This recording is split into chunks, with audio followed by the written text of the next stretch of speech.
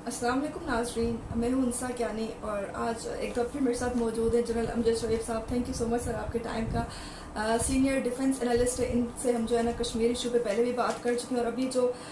उस पर वक्तन फ़वक्तन थोड़ा बहुत एक एक्शन क्या कह सकते हैं, अक़वाम मुत्तहिदा और आलमी बरादरी भी कुछ थोड़ा बहुत गौर व फिक्र करने पे मजबूर हो चुकी है, तो उस हवाले से और ज़्यादा आज इनसे जानने की कोशिश करेंगे। तो सर मुझे ये बताएं सबसे पहले कि अब तक जो गवर्नमेंट ऑफ पाकिस्तान ने कश्मीर के हवाले से जो भी इक़दाम किए हैं, क्या आप उनसे मुतमईन हैं? बिस्मिल्लाहिर्रहमानिर्रहीम। देखिए, आंसर करने को तो बहुत कुछ होता है और असल चीज़ ये है कि रिज़ल्ट आपके सामने कैसे आ रहे हैं। अब आप देखिए कि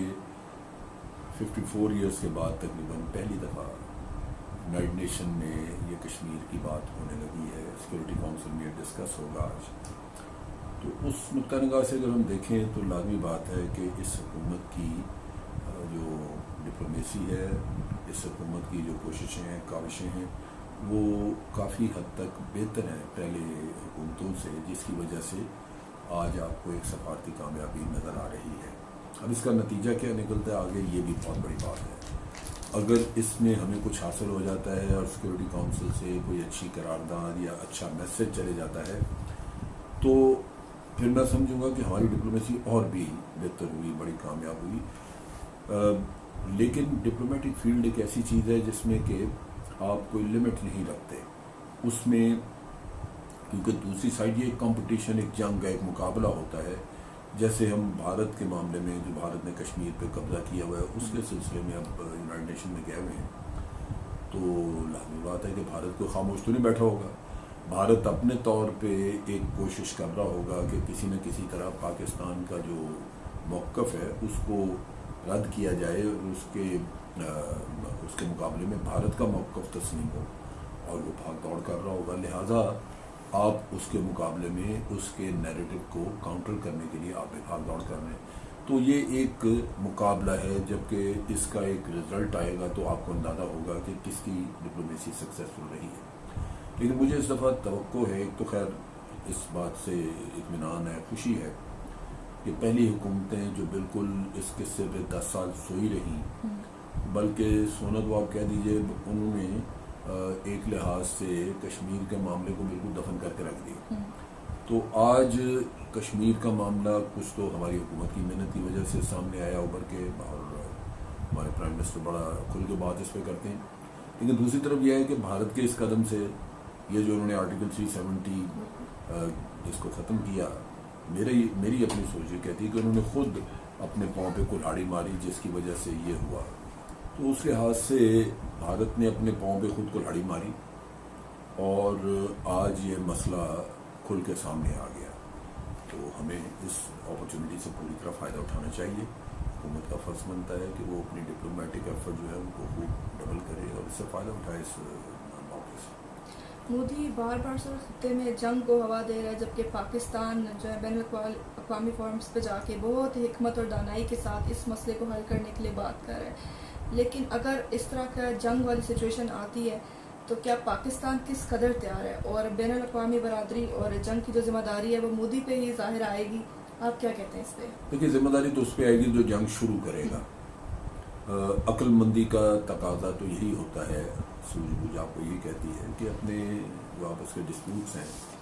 उनको जंग के बगैर आप हल कर लें, और वजह उसकी यही है कि जंग जो है वो दोनों के लिए तबाही का बायस होती है। अब एक चीज़ का मुझे अंदाज़ा है कि पाकिस्तान जंग शुरू नहीं करेगा। उसकी वजह बुनियादी ये है कि पाकिस्तान समझता है कि पाकिस्तान एक एटमी कुव्वत है, जिसकी वजह से उसको ज़्यादा ज़िम्मेदाराना रवैया रखना चाहिए, क्योंकि दो एटमी कुव्वतों के दरमियान अगर जंग हो, जो कभी हुई नहीं आज दिन तक पिछले 90 सालों में, लेकिन अगर हो तो वो बहुत बड़ी तबाही का पेशगामा होता है।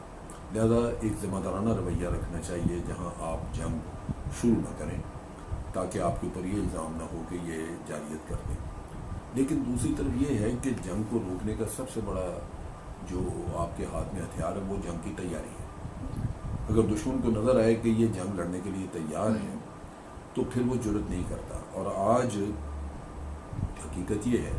कि पाकिस्तान आर्मी हर लम्हा तैयार है, पाकिस्तान एयरफोर्स हर लम्हा तैयार है, पाकिस्तान नेवी तैयार है। یعنی جہاں تک جنگی تیاریوں کا تعلق ہے میں پورے اطمینان سے یہ کہہ سکتا ہوں کہ بھارت اگر آج کوئی مہم جوئی کا ارادہ رکھے یا مہم جوئی کرے تو اس کو اس کے نتائج بہت برے بھگتنا پڑیں گے، اور میرا خیال ہے ہمارے پرائم منسٹر نے بھی یہ واضح کر دیا ہے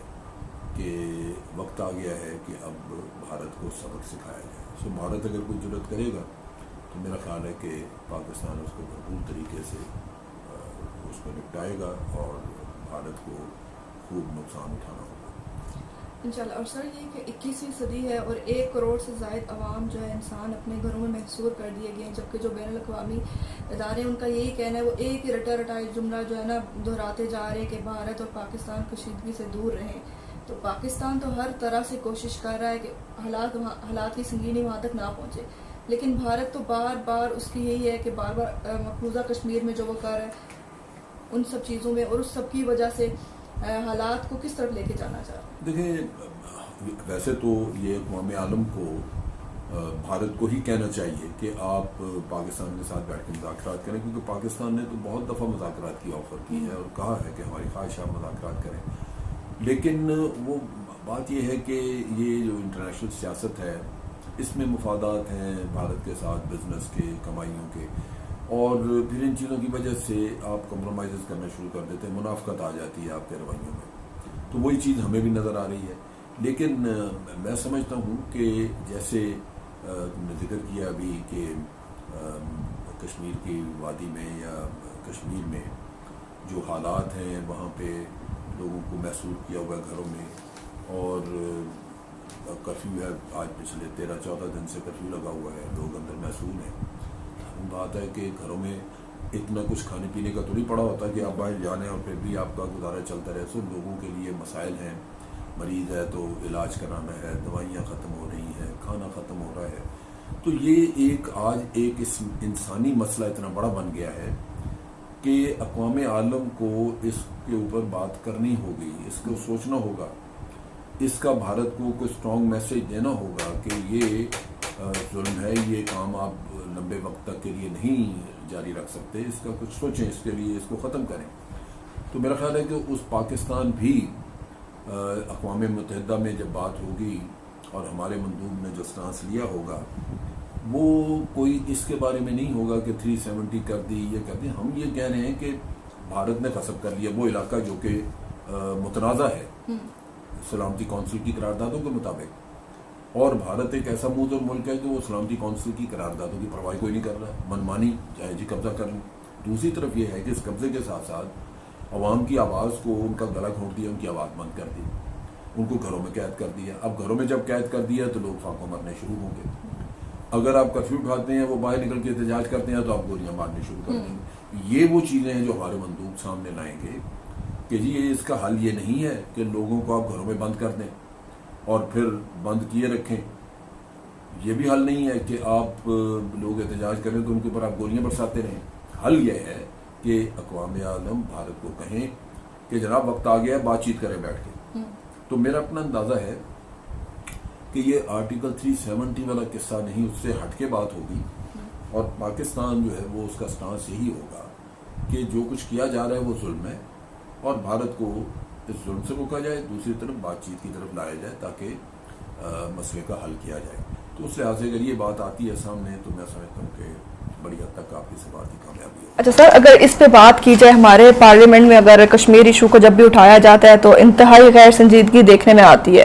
اپوزیشن کا بھی آپ رویہ دیکھ رہے ہیں سب کچھ، تو آپ کو یہ نہیں لگتا کہ، اور دوسرا یہ کہ ہمارے وزیر صاحبان جو ہیں وہ پھر مسلم امہ کو جو ہے نا اس چیز کا قصوروار ٹھہراتے ہیں، جبکہ دیکھا جائے تو ہر ایک ایون پولیٹیکل پارٹی بھی اپنے انٹرسٹ کو لے کے سب سے پہلے وہ بات کرتے ہیں، کشمیر ایشو کو تو پارلیمنٹ میں بھی پیچھے چھوڑ دیا جاتا ہے۔ دیکھیں جہاں تک مسلم امہ کا تعلق ہے وہ تو بڑی عرصے سے انفیکٹو ہو چکی ہوئی ہے، اس کی وجہ بنیادی یہی ہے کہ مسلم امہ میں جو لیڈرز ہیں آج وہ اپنے عوام کا یا اسلام کا نہیں سوچتے، وہ بھی اپنی ذات کا، اپنی اگر حکمرانی ہے ہاتھ تو اس کو مضبوط رکھنے کا کہ کسی طرح بیٹھے رہیں سالہ سال، تو اس کے لیے وہ بڑی طاقتوں کے اعلی کار بنتے ہیں۔ سو ان کے ساتھ بھی یہ مسئلہ آ گیا کہ آج وہ مسلم امہ اندر سے ٹوٹ پھوٹ کا شکار ہے، کیونکہ مسلم امہ کے لیڈر اپنے اپنے مفادات کی روشنی میں کام کر رہے ہیں، وہ امہ کے اجتماعی مفاد کی طرف نہیں دیکھ رہے۔ دوسری طرف یہ ہے کہ جہاں تک تعلق ہے انٹرنیشنل قوتوں کا یا یہ کہہ لیجئے کہ بھارت وغیرہ کا، تو ان کا رویہ یہی ہے